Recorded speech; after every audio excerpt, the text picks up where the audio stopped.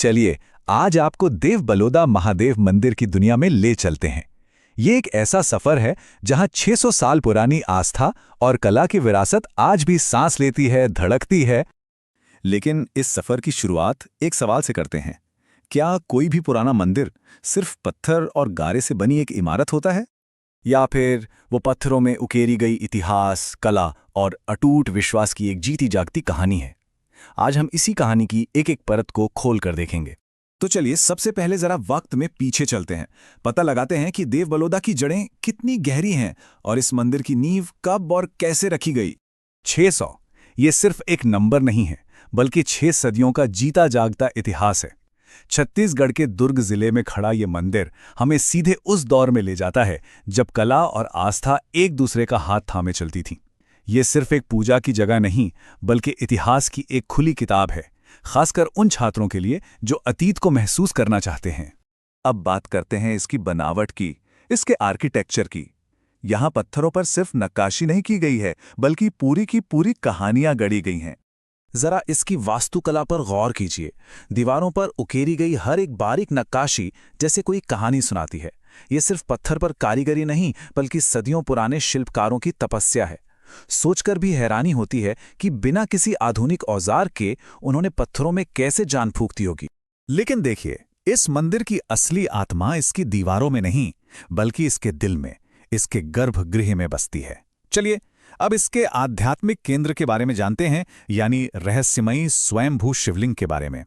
आखिर ऐसा क्या है इस मंदिर के देवता में जो उन्हें इतना पूजनीय बनाता है? इसका राज क्या है? इसका जवाब छिपा है इस एक शब्द में, स्वयंभू।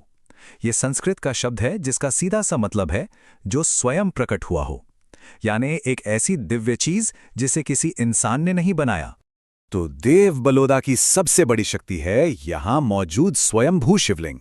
स्थानीय मान्यताएं कहती हैं कि यह शिवलिंग धरती से खुद प्रकट हुआ है, और यही विश्वास इसे सिर्फ एक पत्थर का टुकड़ा नहीं, बल्कि आस्था का एक ऐसा जीवंत केंद्र बना देता है जहां लोगों को एक अलग ही आध्यात्मिक शांति महसूस होती है। पर कहानी यहीं खत्म नहीं होती। मंदिर के परिसर में ही एक और रहस्य छिपा है जो पानी की शांत लहरों के नीचे मौजूद है, और वो है यहाँ का रहस्यमयी कुंड। जैसा कि आप देख सकते हैं, ये कुंड इस जगह की सुंदरता और शांति को कई गुना बढ़ा देता है। कहते हैं कि इस कुंड का पानी कभी नहीं सूखता और इसमें एक दिव्य ऊर्जा है। ये सिर्फ एक तालाब नहीं, बल्कि ध्यान और सुकून पाने के लिए एक बेहतरीन जगह है। ये मंदिर सिर्फ इतिहास की निशानी नहीं है, बल्कि आज भी यहाँ की संस्कृति का एक धड़कता हुआ दिल है। ये वो जगह है जहाँ आस्था और उत्सव का संगम होता है।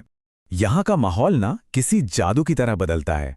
आम दिनों में जहाँ बस शांति और सुकून होता है, वहीं त्योहारों के दौरान यही जगह घंटियों की आवाज़, धूप अगरबत्ती की खुशबू और भक्तों के जयकारों से गूंज उठती है।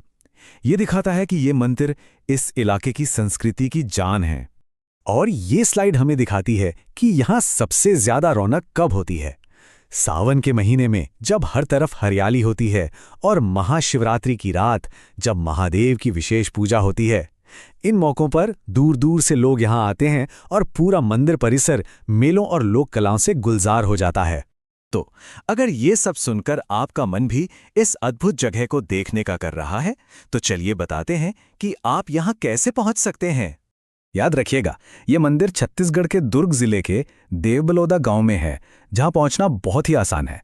और अगर आप यहां के उत्सव का असली रंग देखना चाहते हैं, तो सावन या महाशिवरात्रि के समय जाने का प्लान जरूर बनाइए। यकीन मानिए, ये सिर्फ एक सफर नहीं, बल्कि एक यादगार अनुभव होगा। तो आखिर में बस यही सवाल उठता है कि कला, आस्था और रहस्य का ये 600 साल पुराना स्मारक आज हमें क्या सिखा सकता है? शायद यही कि कुछ कहानियां पत्थरों में लिखी होने के बाद भी हमेशा जिंदा रहती हैं।